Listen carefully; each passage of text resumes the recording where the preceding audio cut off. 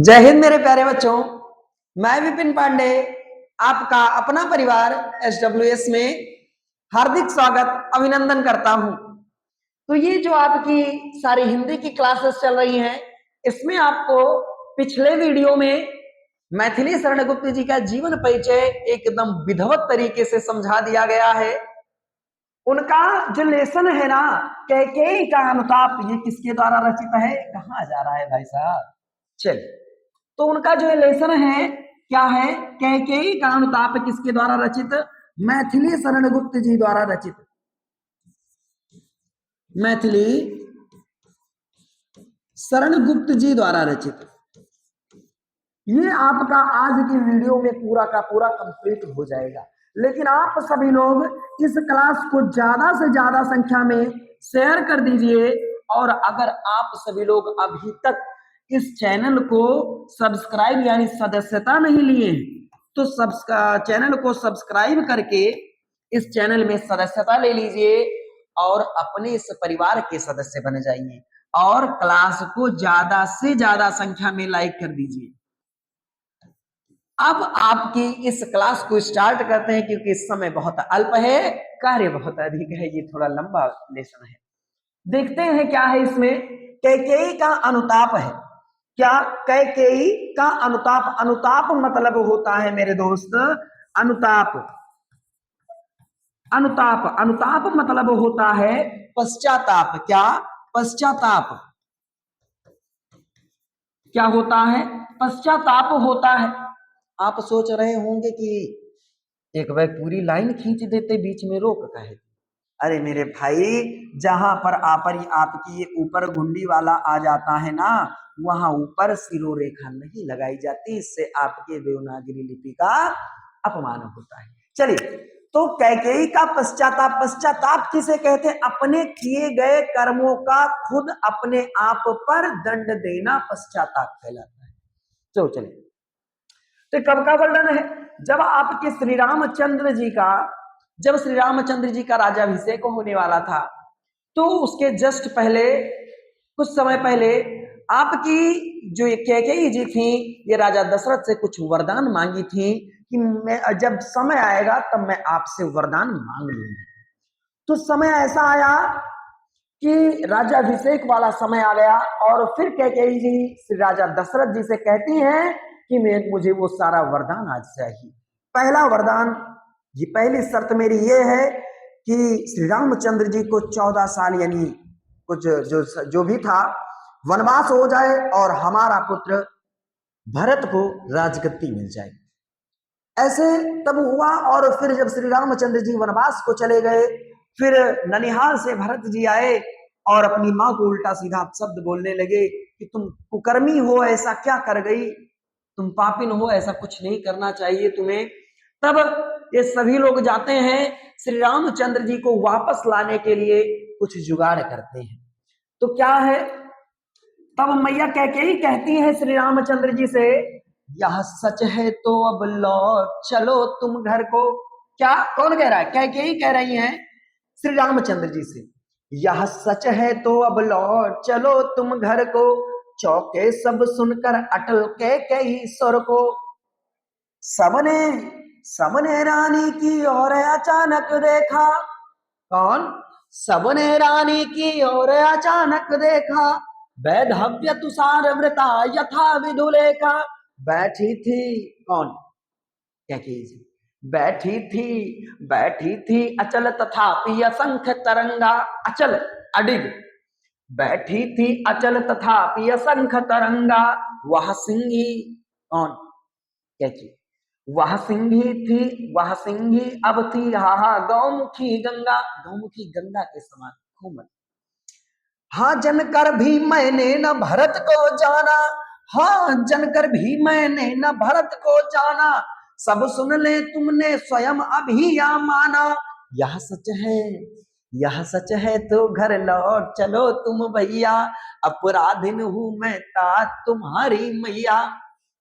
मतलब कुल मिला के भैया, कैकेयी मैया कह रही हैं श्री रामचंद्र जी से, क्या कह रही हैं? यह सच है, अगर आपने जो कहा है कि मैंने भरत को जन्म देकर भी भरत को न जान सकी, अगर यह सच है तो अब तुम घर को लौट चलो, अब तुम घर के लिए प्रस्थान कर दो, चलो लौट चलो। जब ऐसा शब्द बोलती है मैया कैकेयी तो सभी लोग चौंक जाते हैं।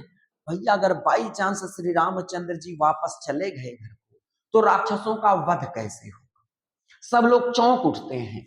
अटल कैकेयी स्वर को, इस अटल कैकेयी के स्वर को सुनकर सभी लोग, देवता दानव राक्षस सभी लोग सुनकर चौंक जाते हैं। सबने, यानी जब कोई भी चौंकने लगता है तो जो चीज पढ़ते बोलता है उसके सामने देखने लगती है।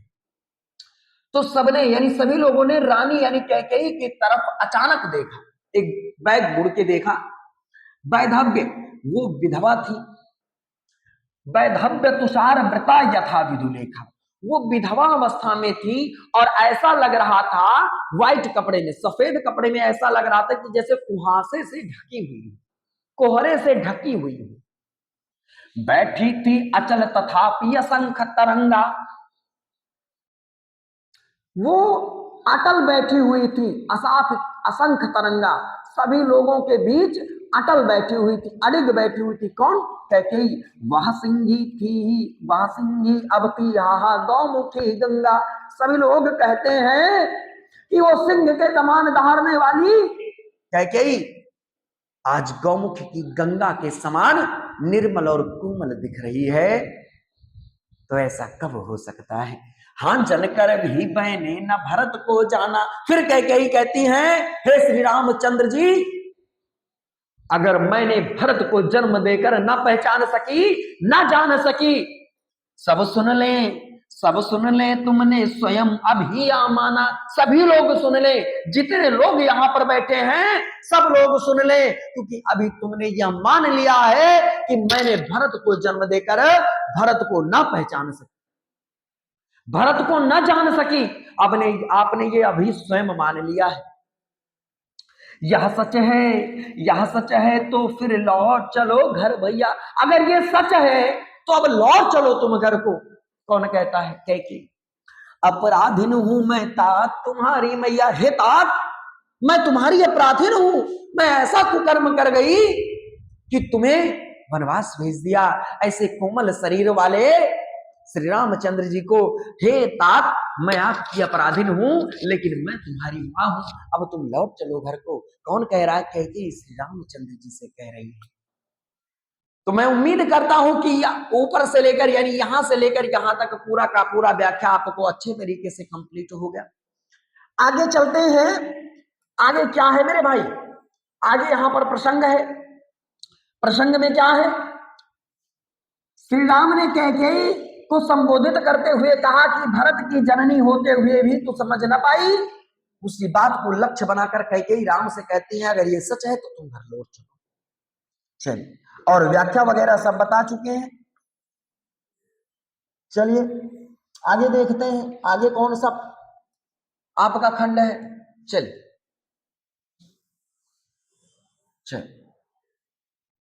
ये आपके संदर्भ है, तो संदर्भ देख लो, संदर्भ देख लो। प्रस्तुत पद्यांश राष्ट्रकवि मैथिली शरणगुप्त द्वारा रचित महाकाव्य साकेत के 8वें सर्ग से हमारी हिंदी पाठ्य पुस्तक के काव्य भाग में संकलित कैकेयी का अनुताप शीर्षक से उद्धृत है। समझ में आया? ये आपका संदर्भ है। अगर ऐसे नहीं लिख पाते हो तो प्रस्तुत पद्यांश हमारी पाठ्य पुस्तक के हिंदी के कैकेयी का अनुताप नामक पाठ से उद्धृत है। इसके कवि मैथिली शरणगुप्त जी, ऐसे लिख देना, कोई बात। आगे क्या ये वाला देख लो।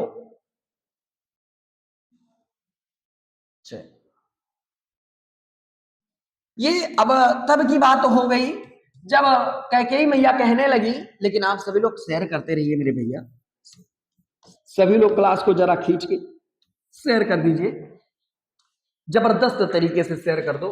ये तब का वर्णन है जब सारी बातें हो जाती हैं और फिर मैया कैकेयी कहती हैं कि अगर मैं शपथ खा रही हूं, कसम खा रही हूं, तो ये दुर्बलता का ही चिन्ह विशेष शपथ है। क्या कहती हैं? दुर्बलता का ही चिन्ह विशेष शपथ है, पर अबला जन के लिए कौन सा पथ है। यदि मैं यदि मैं उकसाई गई भरत से होऊं तो पुत्र समान, तो पति समान पुत्र स्वयं भी मैं खोऊं। यदि मैं उकसाई गई भरत से होऊं तो पति समान स्वयं पुत्र भी खोऊं। ठहरो, कौन कहता है? सभी लोग कह रहे हैं अरे ठहरो ठहरो ठहरो, ऐसा आप शब्द मत बोलो। तो फिर क्या कहिए, कहती हैं ठहरो ठहरो मत रोको, कहूं मुझे सो सुन लो। पाओ पाओ यदि उसमें सार सभे उसे चुन लो। करके पहाड़ सा पाप मौन रह जाऊं, राई भर भी अनुताप न करने पाऊं। सी सन्न छत्र का शांत एकदम, सी सन्न छत्र ससी निशाओ से टपकाती, एकदम शांत थी, स्तब्ध थी सभी सभा। चल देखते हैं अब इसकी व्याख्या समझते हैं। चल व्याख्या देखते हैं, इसमें व्याख्या में क्या लिखना है, कैसे समझना है, देखिए। चल तो क्या है व्याख्या में, क्योंकि कहती हैं कि दुर्बलता का ही चिन्ह विशेष शपथ है। अगर मैं कसम खा रही हूं तो अबला नारियों के लिए, दुर्बल नारियों के लिए ये एक चिन्ह नहीं बन जाता। जब कोई इंसान कसम खाने लगता तो ये समझ लो कि वो कमजोर हो गया। कहती हैं लेकिन ये बताओ जरा, अबला नारियों के लिए भला और कौन सा रास्ता है? मैं अपनी बातों पर कैसे आपको विश्वास दिला सकती हूँ? कसम से ही तो विश्वास दिला सकती हूँ।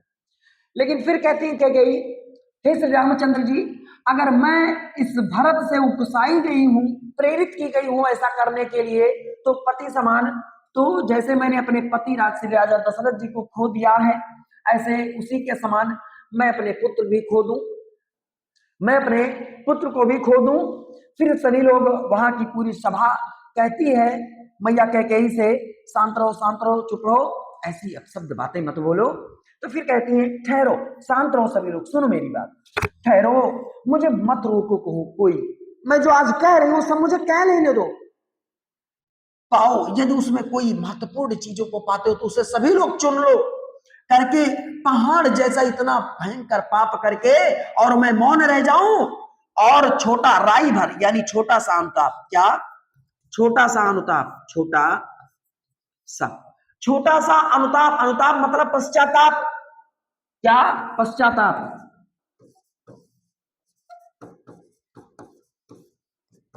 पश्चाताप यानी छोटा सा भी पश्चाताप ना करने पाऊं। सी सन्न छत्र ससी उषानो ओस टपकाती, मतलब पूरी सभा स्तब्ध थी, शांत थी, एकदम पूरी सभा एकदम स्तब्ध थी, शांत थी। और ससी उषा ओस टपकाती, ससी निशा ओस यानी रात्रि की रात, निशा रात्रि, रात्रि की चांदनी ओस टपका रही थी और पूरी सभा शांत थी। समझ में आया? बिल्कुल सही, पूरा का पूरा समझ में आ गया। जरा आगे चलिए, गद्यांश बता ही दिया है, आगे देखते हैं। चलिए, ये भी उसी का भाग है, देखते हैं इसकी व्याख्या। रोती थी नीरव सभा हृदय थपकाती, रोती थी नीरव सभा हृदय थपकाती, उल्कासी रानी दिशा दीप्त करती थी, सब में भय विस्मय और खेद भरती थी।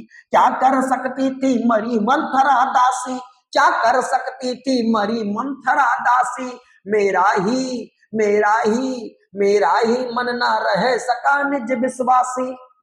फिर कहती हैं क्या कही, पूरी जो सभा थी ना, पूरी सभा नीरव सभा, बिना रस की सभा, ये अपने हृदय को थपका रही थी, अपने हृदय को पीट रही थी। ये क्या हो गया, ये कितना बड़ा भयंकर पाप हो गया। लेकिन उल्का पिंड के समान, उल्का रूपक अलंकार, रूपक नहीं उपमा है, क्या उल्का पिंड के समान रानी चारों दिशाओं, दसों दिशाओं को प्रकाशमान कर रही थी, क्योंकि व्हाइट कलर के कपड़े पहने थे, चांदनी रात थी, दीप्त कर रही थी सब में, और सभी लोगों में विस्मय और भय, भय और विस्मय इस तरीके से कैकेयी रो रही थी तो सब भयभीत हो रहे थे।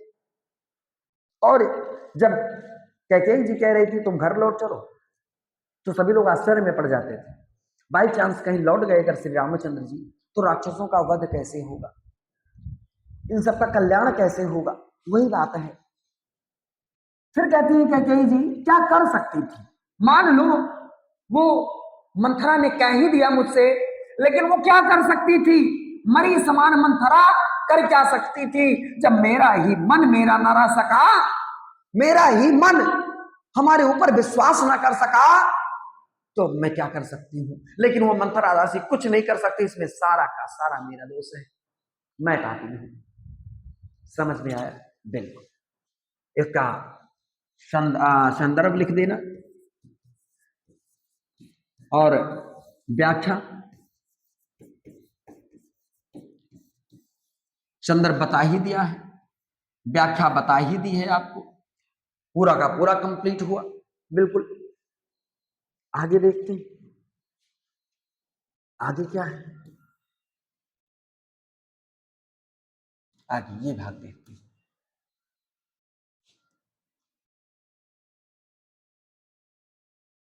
चलिए ये देखते हैं, ये तब का वर्णन है जब सारी बातें हो जाती हैं, तब कैकेयी कहती हैं, कहते आते थे यही सभी नरदेही, माता न कुमाता पुत्र को पुत्र भले ही, अब कहें सभी यह हाय विरुद्ध विधाता, है पुत्र पुत्र ही रहे कुमाता माता।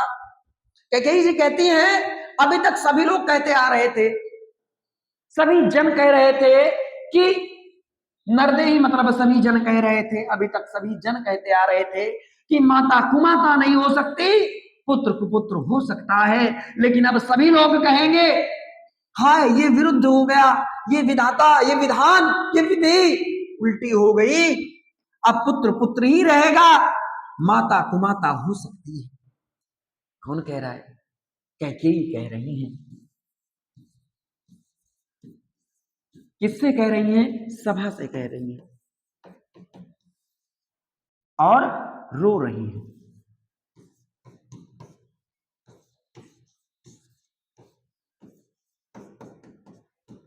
समझ में आया? बिल्कुल। तो आप सभी लोग, मैं उम्मीद करता हूं कि आप सभी लोग एकदम विधिवत तरीके से समझ गए होंगे और क्लास को ज्यादा से ज्यादा संख्या में शेयर करेंगे, और आप सभी लोग क्लास को लाइक जरूर कर देना। अगर इस चैनल को सब्सक्राइब नहीं किया हो, यानी सदस्यता नहीं लिए हो, तो चैनल को सब्सक्राइब करके अपने इस परिवार में सदस्य बन जाना। और फिर मिलते हैं इसके अगले पार्ट के साथ अगली वीडियो में। तब तक के लिए आप सभी को धन्यवाद। Bye bye, take care.